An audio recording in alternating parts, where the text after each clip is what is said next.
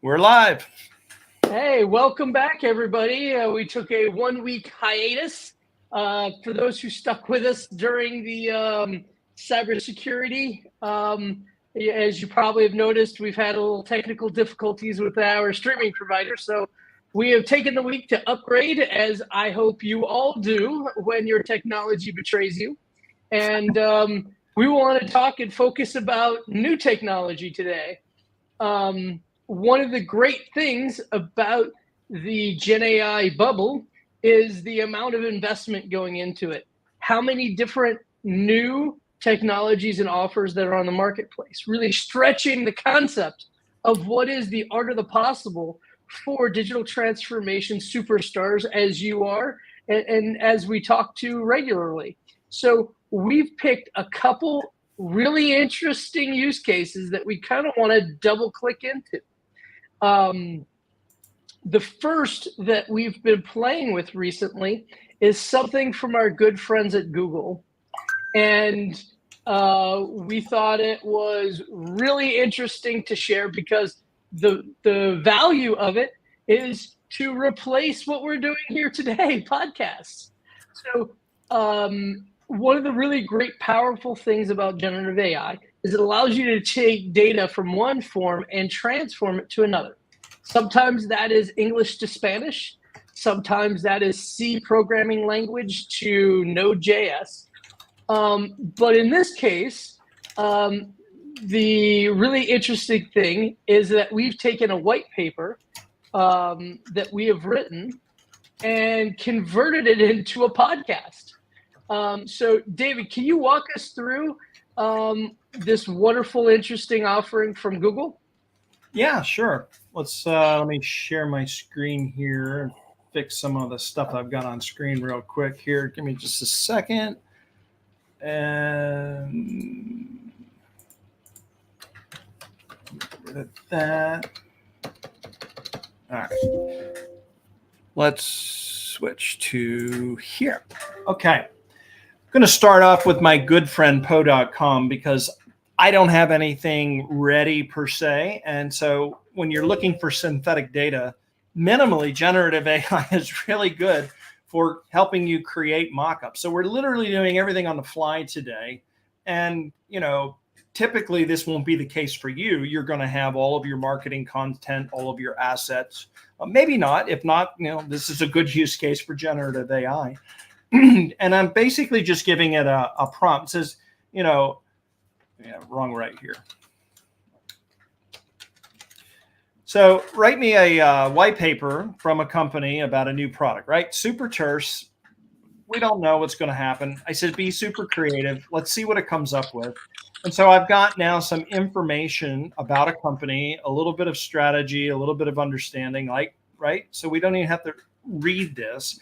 But the point is, I'm going to go ahead and grab all of this text because I'm going to use this into the next part. So I'm going to pull up Notepad. I'm going to paste it in to make a file. I'm going to save the file out into my downloads, if I can find my download folder. And we'll just call it context.txt.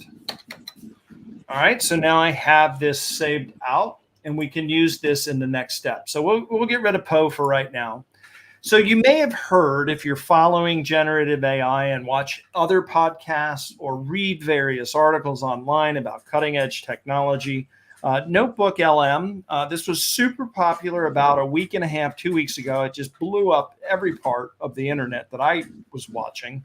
And so if you haven't seen it yet, this is really, really cool. There's a lot of different perspectives. So let me give you the 50,000 foot view and then we'll dive into it. So Notebook LM, if you go to notebooklm.google.com, you'll get to where I am here. And I've cleaned it out so I don't have anything on screen. You'll see pretty much the same thing if you go to it as of the date of the recording, which is October the 2nd, 2024. And so this is what it looks like. Now, the purpose of what the technology... Are you sharing, David? I am. I cannot see you. It's on screen right now. It says I'm sharing it on this. Yeah, it's showing through. You might want to try again. Okay, let me remove it and add it back to the stage. Can you see it now? I cannot. If anyone out there in the comments land can tell us. Interesting. Because the preview window that we have for the studio is showing that the screen is being shared. So let me just fully get rid of it. Stop the screen. We'll add it again. Present slides.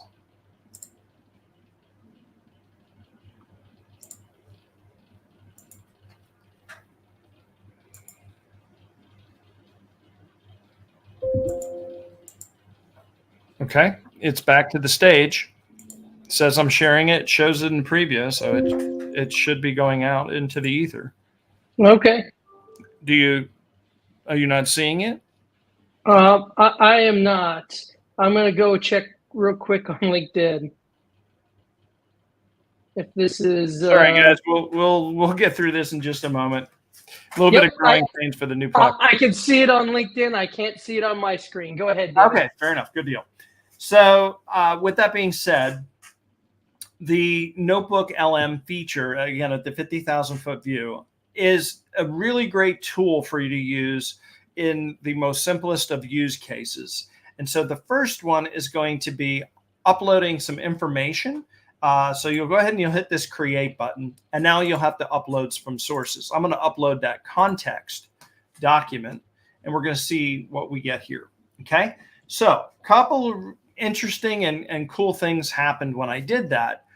Now I have an opportunity to start having a conversation about this information. So I can provide URLs, I can provide documents. You can see here, I can bring it from Google Drive.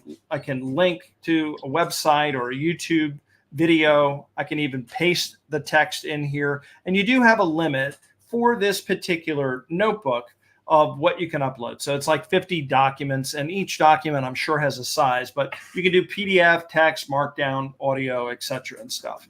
So once you get all this information here, and mine's very terse because you saw that I generated it from, just a little LLM, but you could put an entire FAQ or document. Think about if you had something where you just needed to do some research on a pile of information, and, rather than you do it as a human yourself, you could upload it to this. Now, caveat's going to be for all you security conscious minded folks, especially for those of you that tuned into our last podcast where we talked about security.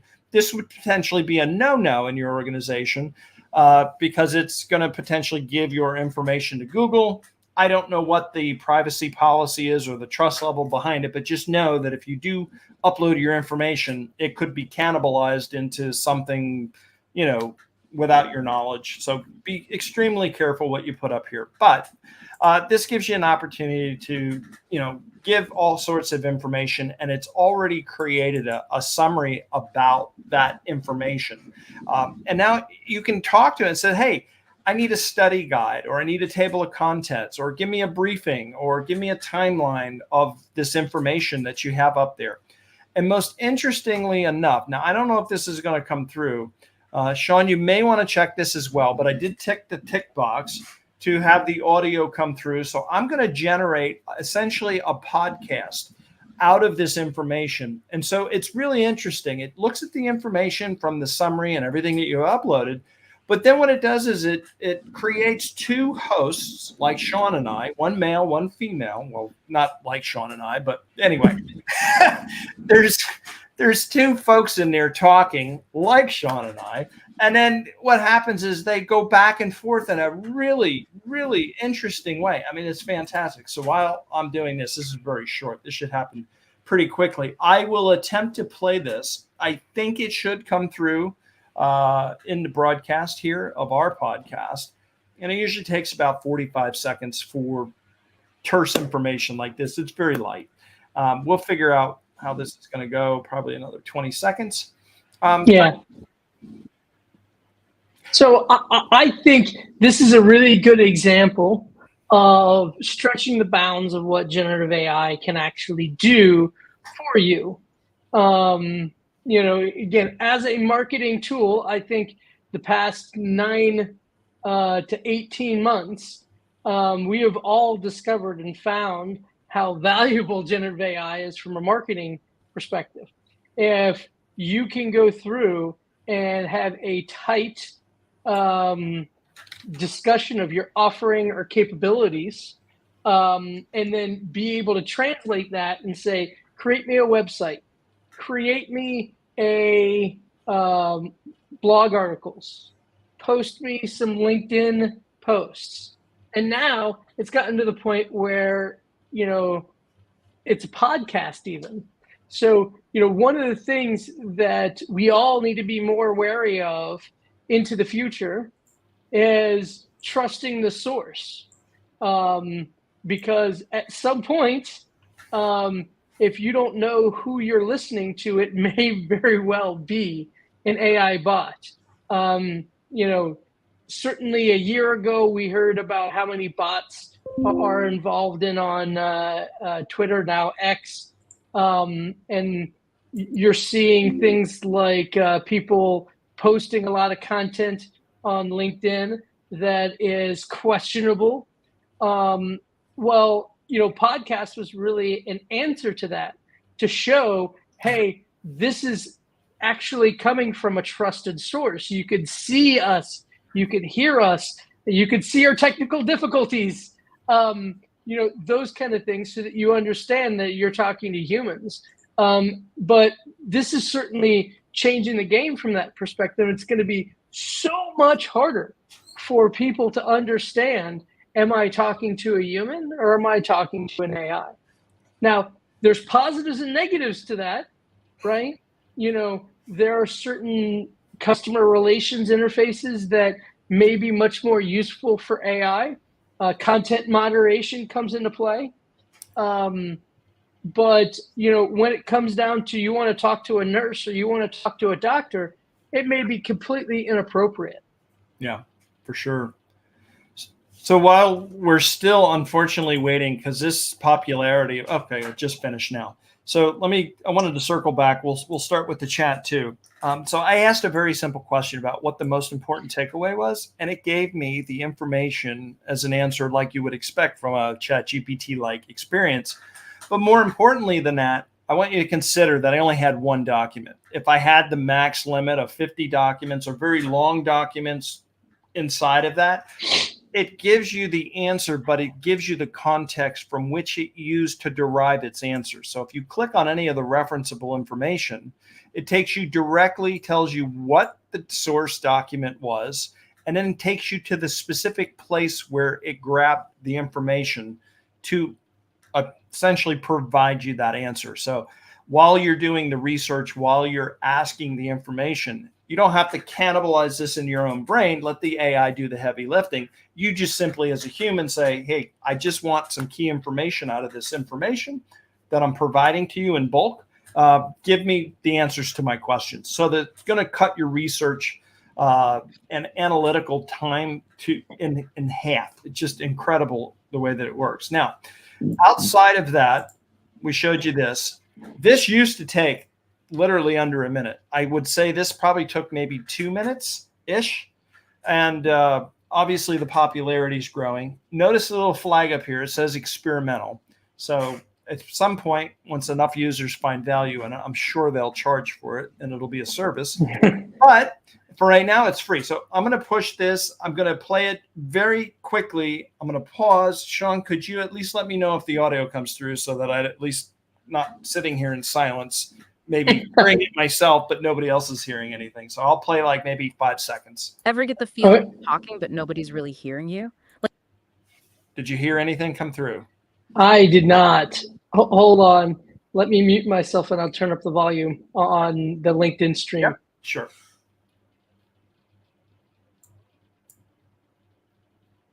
Ever get the feeling you're talking, but nobody's really hearing you? Like you're both speaking English, but the message is getting lost in translation somewhere along the way. Happens all the time, right? It's like our words, our body language, they only go so far. Okay, hopefully that came through. Give me a thumbs up, Sean, if that if you actually heard that. Okay, cool. So I'll just go ahead and continue to play the rest of it. We'll go to about the 30-second mark. So at least you can get an understanding and an idea again of what it is. So we'll just play the first 30 seconds of this 8-minute podcast. So we provided a couple of paragraphs, maybe a page and a half of content, and it came out with a 10-minute podcast around this. So pretty cool. Ever get the feeling you're talking, but nobody's really hearing you? Like you're both speaking English, but the message is getting lost in translation somewhere along the way. Happens all the time, right? It's like our words, our body language, they only go so far in conveying what we're really feeling deep down. Exactly. And that's what's so intriguing about this EchoMind technology we're diving into today. They're claiming to bridge that gap, that disconnect, using a pretty wild combination of neuroscience and artificial intelligence. And what's really got me So hopefully you guys got a sense of what's going on there. So I'm pretty interesting. Now, all of this was synthetic. All of this, what are we, 16 minutes into the podcast, minus some rambling that we both did. I think realistically, you could have done all of this from start to finish in about 5 minutes or less. So you can just see how the content is going and building on this. So from the research part to the marketing component, Notebook LM being free to use, I encourage everybody to definitely go out there and use it. Sean, do you have any other suggestions or commentary on Notebook before I take it off to another height? We're going to build on Poe, which we just did by using what we saw here in Notebook LM, and now we're going to build again on those two previous steps with the next step. Yeah, and as you can see, this is just one use case, right? One use case of, hey, I want to take my data and turn it into something and elevate it. But this is one of the things that we definitely want our clients and our day jobs to understand is that there are hundreds, thousands of these small little companies. The investment being pumped into AI is tremendous. And whatever your use case may be, there may be off the shelf. We have talked about before, and we've brought in authors to talk about doing things in low code, no code. You can use your standard, full stack programming to build these experiences. So whether it be build, buy, or partner, you have options to be able to roll out these kind of offerings. Now, so where does one make sense versus another?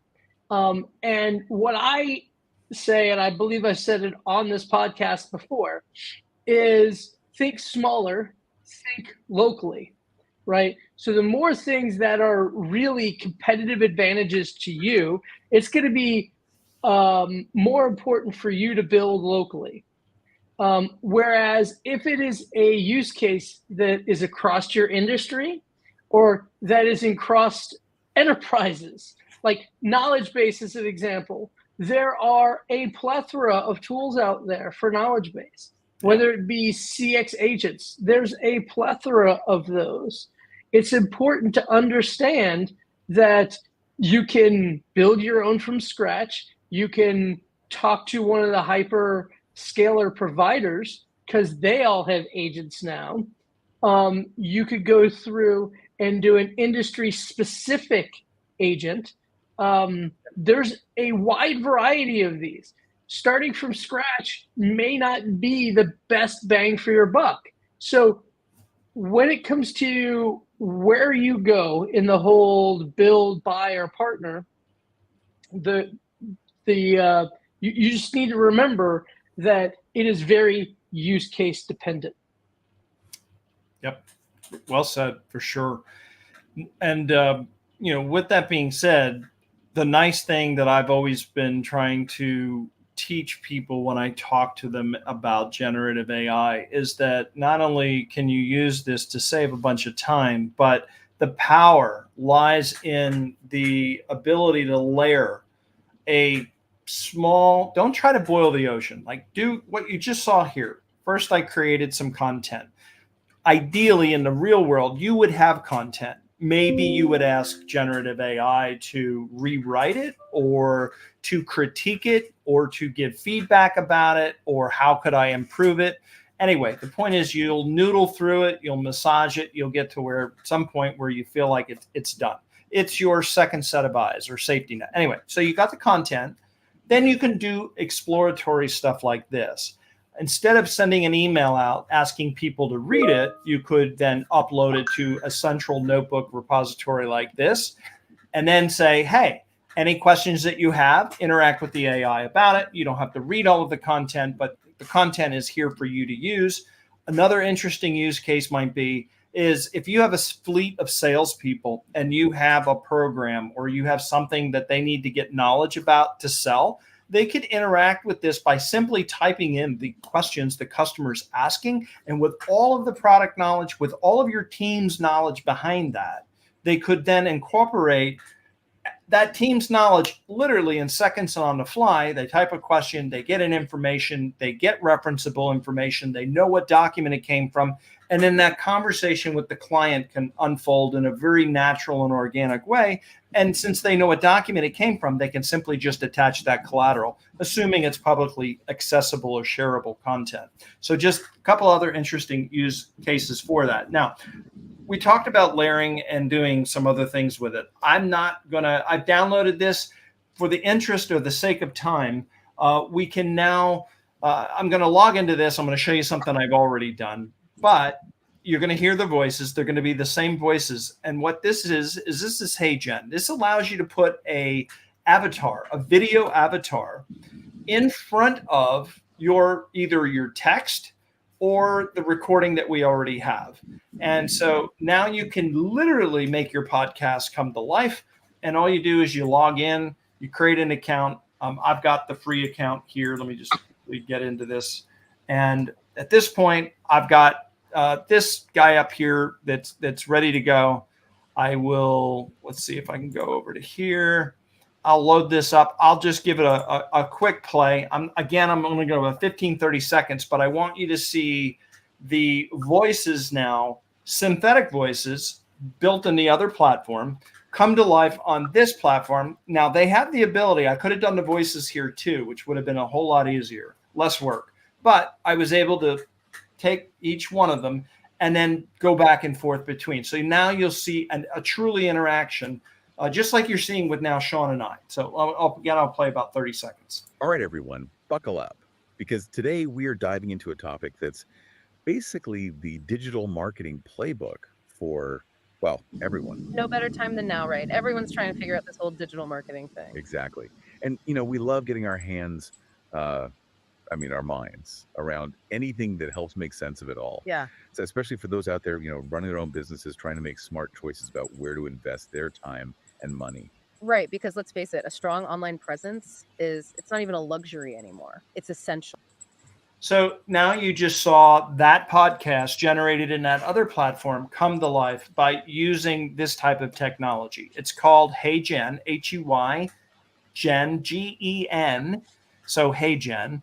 And then when you log in, you go to this app area. And then you can go into, for example, the studio. I'm not sure if I can go into the edit mode here. And anyway, you'll get into the studio and you can see this is where you break it up. You can pick the text, you can do the scripts, you can pick your avatars that they have, a whole plethora of opportunities and options. So again, if you don't have the audio, maybe you don't want to use Notebook LM, maybe you want to use your own voices, that's great. And HeyGen has a unique feature. I haven't done it yet, but you can turn yourself into an avatar. Maybe that'll be an opportunity for Sean and I. We will maybe create an entire podcast synthetic with avatars of me and Sean. It's not going to be us, but it'll be something generated from HeyGen, the entire show, start to finish. I think that would be something interesting to try. I'm not sure how it will go. With less technical difficulties. Yeah. With none, it's completely automated at that point, right? So fully polished discussion. And we don't even have to practice it. All we have to do is create our avatar and they just run with it because it's technology. They have no emotions whatsoever to deal with. So that's pretty cool as far as, again, layering. So now we're 3 layers deep into the onion. We got the PO for the content, polish or generation. You got the Notebook LM for the interactivity and the engagement about the information and referencing it. Now you've got the podcast that came from that, which was extracted and then thrown into HeyGen. And then we've got even another final component piece that I think is absolutely so powerful. But before we go, Sean, did you have anything you wanted to say or talk about with HeyGen, or you want me to just move on to Gamma? Yeah, I think Gamma is very, very useful for the people out there who have an allergy to PowerPoint.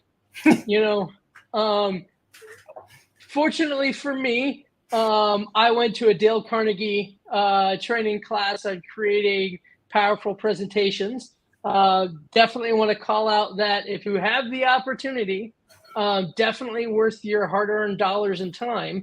But for those of you out there who don't have the time or don't have the money and really want to make impactful presentations, I would say two things. Number one is always remember your presentation is a prop. You are the presentation, not the document. Number two is the better prop you have, the much easier it is for you to present. So using a tool like Gamma is a great quick fix for people who have skill gaps. And again, it isn't replacing humans. It is taking somebody who has a skill gap and fills it very effectively and efficiently. Mm-hmm. And again, really important lesson on generative AI. The value you get from it is not replacing people. It is doing precisely these things, which is I can't go through and create video of two people talking. HeyGen can, yep. Right? I can't create amazing looking presentations from a consistency and a voice perspective, but maybe Gamma can. So, those of you out there who have your flaws and you have your gaps in your skills, I am one of them. There are tools out there that can help you become much more well-rounded, make sure that you can be that jack of all trade. Gamma is a really fun example of that. David? Yep. And if you're like Sean, who has way more skills in presentations and creating presentations, then honestly, it's just a home run accelerator, time save for folks like Sean. Because no matter how much training you have, even the most professional, well-popular New York Times bestseller writers, everybody gets writer's block at some point or creative block. They just look at a canvas and they're like, oh, what am I going to do today? Right. And so when you get to that point, this is a great, great tool because, I'm going to show you that info. And I have no idea what this is going to do. I haven't practiced this because AI has creative latitude. You get different outcomes, slightly different variations, sometimes wild generation variations. But I'm going to start off with import a file, and let's upload a file. And that was that text file that we just did earlier, so we can keep along the theme of just, let's see here. It's not going to let me pick. How about just a plain text document? That's this one. Okay. It doesn't like the plain text. So let's see. What else can we do here? Cancel, upload a file, Word docs. Okay, or a PDF. So let's open it up in Notepad. I think I still have it. File, print. Somewhere in here I have a PDF print driver. Yeah, we'll use this one. So just so everybody knows, the term is multimodal, right? Which means I can take in one format, a Word document, and turn it into another format, which is PowerPoint or a podcast. So now I have the opportunity that I converted my text file to a PDF. I was able to upload it, but now I get the next stage, the next step. Do I want to make a presentation? Do I want to make a website out of it? Or do I want to create another type of document where it's going to kind of go through? Let's try the presentation because that's the one that I did last time. And now it's going to go through and ask me kind of, what am I going to do with this? And so it's trying to break it up, and it sees what they call a card. So if you're a PowerPoint person, think of a card as like a slide. And so there's not a lot of information in the text document. So it's not going to be a very, very big presentation. I'm not going to adjust any of these settings, although we could go to, text content here. Let's generate a little bit more. And now the amount of text per card, medium's fine. The tone, that looks good. Let's do images, AI images. That's fine. Yeah, that's good too. All right. So we're just kind of going along with the basics. Theme, not really too tied to any one theme. Let's just pick something for the sake of picking it that doesn't look too wild.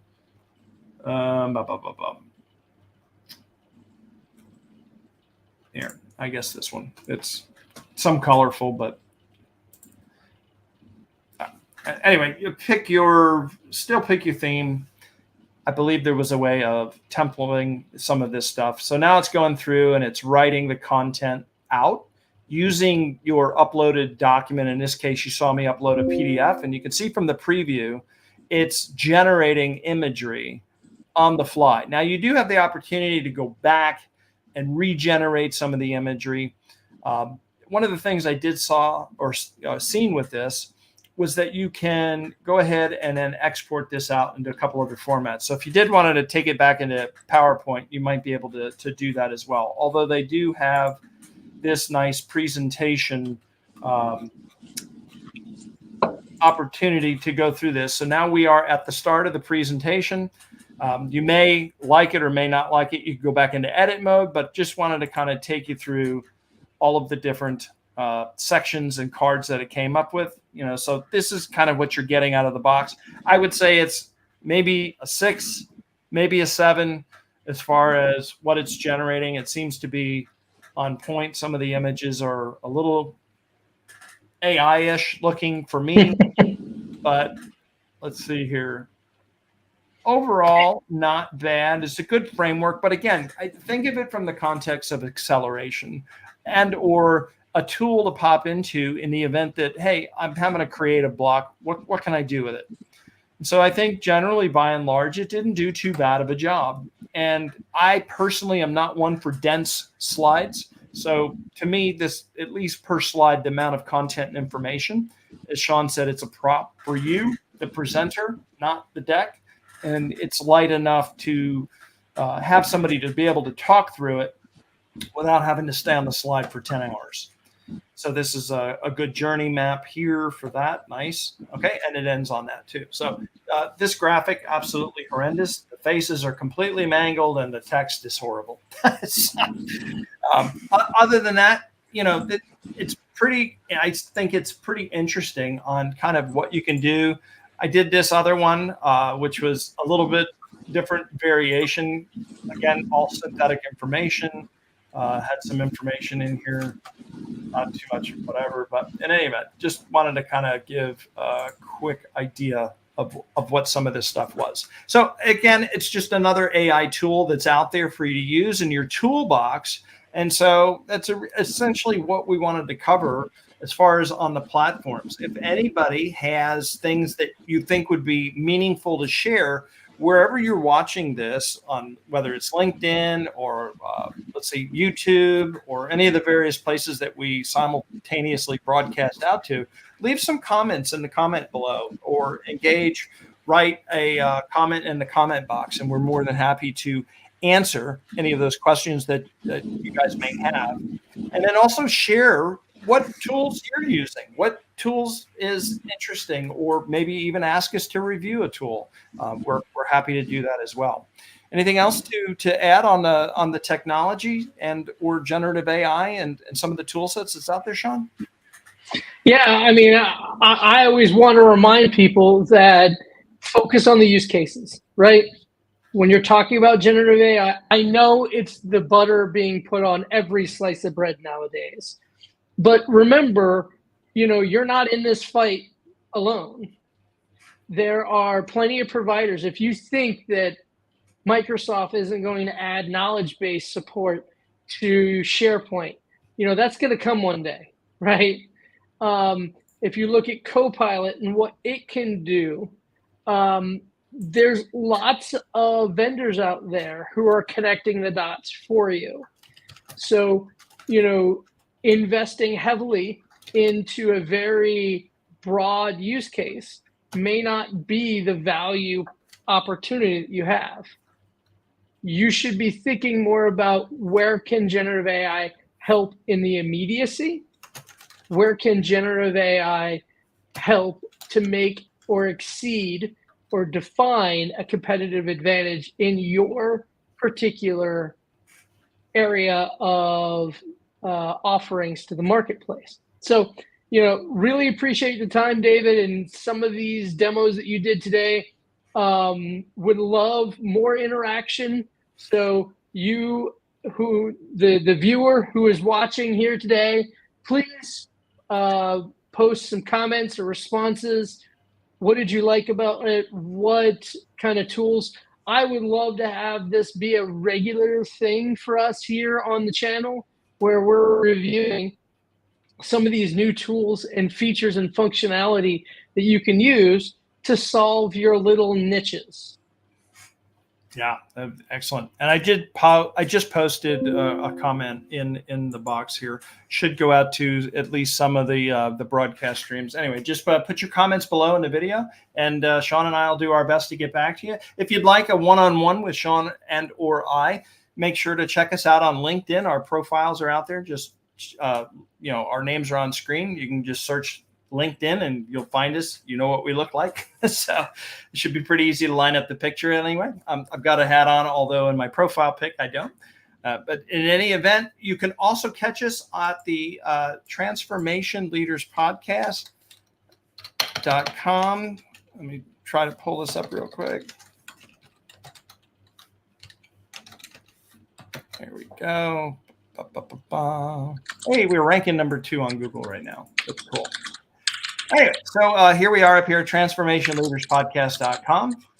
These are all of the different co-hosts that come to join the show. And if you're interested in becoming a member or a guest of the show, just go ahead and click on this link, register to be a guest. It'll walk you through a very simple registration form of basically who you are and what you would like to talk about on the show. And then we'll get back to you and find a mutual date to schedule that works for you. We do broadcast every Wednesday at 12 o'clock noon, so be sure to check us out. And that's all we've got for you today, guys. Thanks a lot. We'll see you next Wednesday. Have a good one. Bye-bye.